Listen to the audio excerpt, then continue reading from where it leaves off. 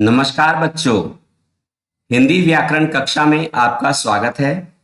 बच्चों, आज हम कक्षा 4 का पाठ नंबर 6 पढ़ेंगे, जिसका नाम है लिंग, जिसको बच्चों आप इंग्लिश में जेंडर कहते हैं।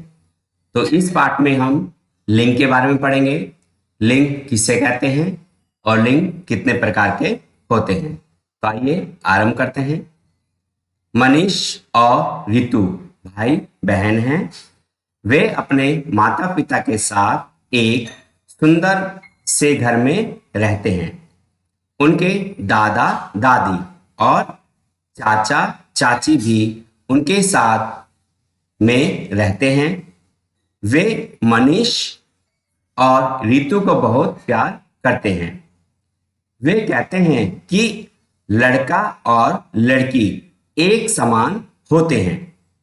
तो देखिए, यहां आपने जो ये पैराग्राफ पढ़ा है, इसमें कुछ शब्द लाल रंग में हैं, जैसे भाई बहन, माता पिता, दादा दादी, चाचा चाची, लड़का और लड़की। ठीक है बच्चों, ऊपर दिए गए रंगीन शब्दों को पढ़कर आपको कुछ पता चला? यही कि इनमें से सभी रंगीन शब्द संज्ञा हैं तथा इनमें से कुछ पुरुष जाति का बोध करा रहे हैं तो कुछ स्त्री जाति की पहचान करा रहे हैं। हाँ, आपने सही समझा। सभी संज्ञा शब्द या तो पुरुष जाति के होते हैं या स्त्री जाति के। तो बच्चों, जितने भी आप संज्ञा शब्द पढ़ते हैं, वे सभी संज्ञा शब्द या तो पुरुष जाति के होंगे या स्त्री जाति के। जिन संज्ञा शब्द से पुरुष जाति या स्त्री जाति का बोध हो, उसे लिंग कहते हैं। तो बच्चों, ये आपकी परिभाषा है, लिंग किसे कहते हैं। ठीक है, किसे कहते हैं आइए दोबारा पढ़ते हैं। जिस संज्ञा शब्द से पुरुष जाति या स्त्री जाति का बोध हो, उसे लिंग कहते हैं। ठीक है, अब आते हैं लिंग के भेद, यानी लिंग कितने प्रकार के होते हैं। हिंदी भाषा में लिंग के दो भेद होते हैं, पुल्लिंग और स्त्रीलिंग। कितने भेद होते हैं बच्चे? दो भेद, पहला पुल्लिंग और दूसरा स्त्रीलिंग।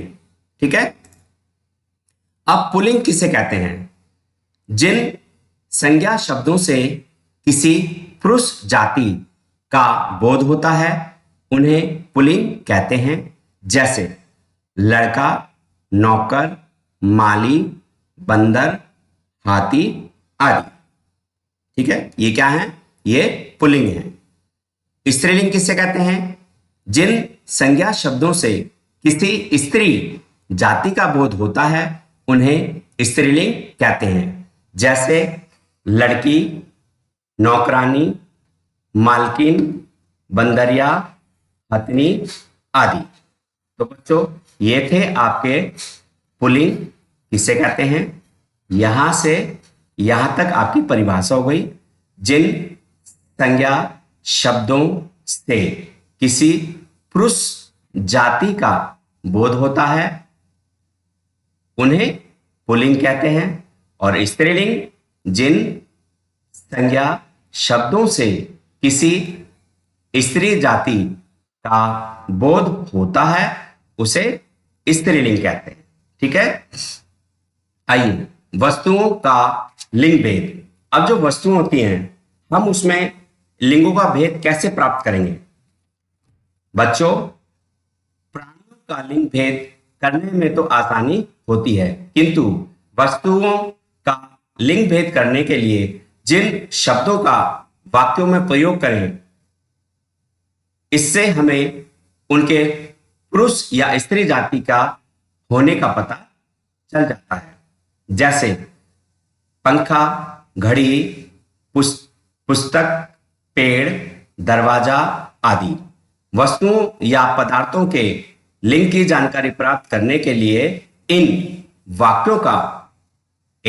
शब्दों का वाक्यों में प्रयोग कर लेना चाहिए। अब जैसे पंखा है, तो कैसे पता चलेगा पंखा स्त्रीलिंग है या पुल्लिंग? देखिए, पंखा बिजली से चलता है। अब देखिए यहां पर जो चलता है तो इससे पता लगता है कि पंखा आपका पुल्लिंग है। ठीक है, घड़ी धीरे धीरे चल रही है। और देखिए यहां लास्ट में क्या प्रयोग किया गया? रही है।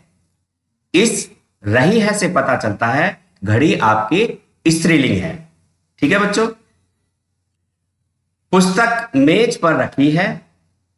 घर के सामने एक पेड़ खड़ा है। दरवाजा झटके से टूट गया।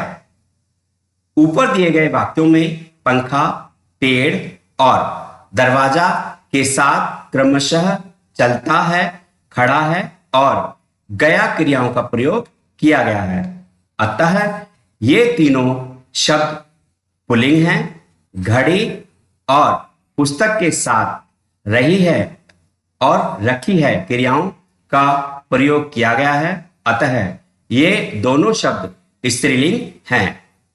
वस्तुओं का लिंग भेद उनके साथ क्रिया काम के प्रयोग से आसानी से किया जा सकता है।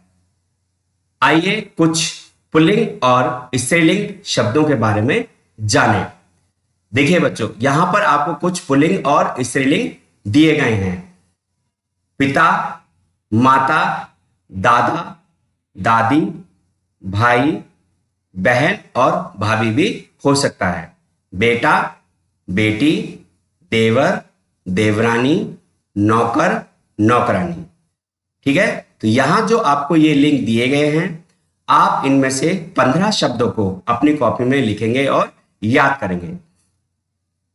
चलिए आगे चलते हैं। विशेष बच्चों, हिंदी भाषा में कुछ शब्द ऐसे होते हैं जो हमेशा पुल्लिंग होते हैं, जैसे पर्वतों के नाम, हिमालय, विंध्या, सतपुड़ा आदि। देशों और राज्यों के नाम, भारत, चीन, राजस्थान आदि। ग्रहों और तारों के नाम, सूर्य, चंद्रमा, मंगल आदि। ठीक है, किंतु पृथ्वी स्त्रीलिंग है, यानी उन ग्रहों में जो पृथ्वी है ग्रह है वो स्त्रीलिंग में आता है। कुछ जीव जंतुओं के नाम, जैसे खरगोश, चीता, मच्छर, मगरमच्छ आदि। कुछ शब्द ऐसे होते हैं जो हमेशा स्त्रीलिंग होते हैं, यानी वो पुल्लिंग में नहीं गिने जाते, जैसे नदियों के नाम, गंगा, यमुना, कावेरी, नर्मदा आदि। ये आपकी सभी स्त्रीलिंग हैं। भाषा में स्त्रीलिंग क्या आती है? हिंदी, अंग्रेजी, संस्कृत, उर्दू। तिथियों में अमावस्या, पूर्णिमा, ये आपका स्त्रीलिंग है। कुछ जीव जंतुओं के नाम, जैसे तितली, गिलहरी, मक्खी आदि, ये आपके स्त्रीलिंग में आते हैं। मौसम और ऋतुओं के नाम भी बच्चों स्त्रीलिंग में आते हैं, जैसे सर्दी, गर्मी, वर्षा आदि। समझ में आया? आओ दोहराएं। अब आपने इस पूरे पाठ में क्या पढ़ा, देखते हैं। स्त्री या पुरुष जाति का बोध कराने वाले संज्ञा शब्द लिंग कहलाते हैं।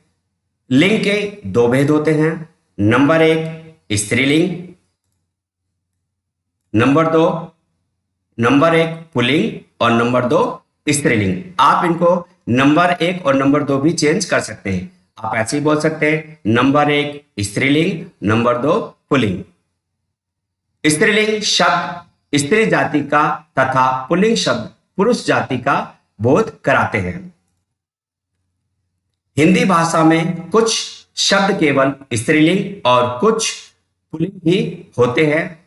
कुछ शब्द ऐसे होते हैं जो स्त्री और पुरुष दोनों के लिए ही काम आते हैं, जैसे डॉक्टर, मैनेजर, राष्ट्रपति, प्रधानमंत्री आदि। तो बच्चों, अगर डॉक्टर में कोई औरत है तो आप उसको सीधा डॉक्टर ही बोलेंगे, ना तो वो स्त्रीलिंग में आएगा और पुल्लिंग, यानी दोनों में उसको गिना जाएगा। आप उसको स्पेशल ये नहीं कह सकते कि डॉक्टर शब्द स्त्रीलिंग है या पुल्लिंग। ठीक है, आओ गुनगुनाएं। नर या नारी लिंग से जाने, पुल्लिंग और स्त्रीलिंग पहचाने। तो बच्चों, आज आपने क्या पढ़ा? लिंग किसे कहते हैं, लिंग कितने प्रकार के होते हैं और उन प्रकारों के बारे में भी जाना।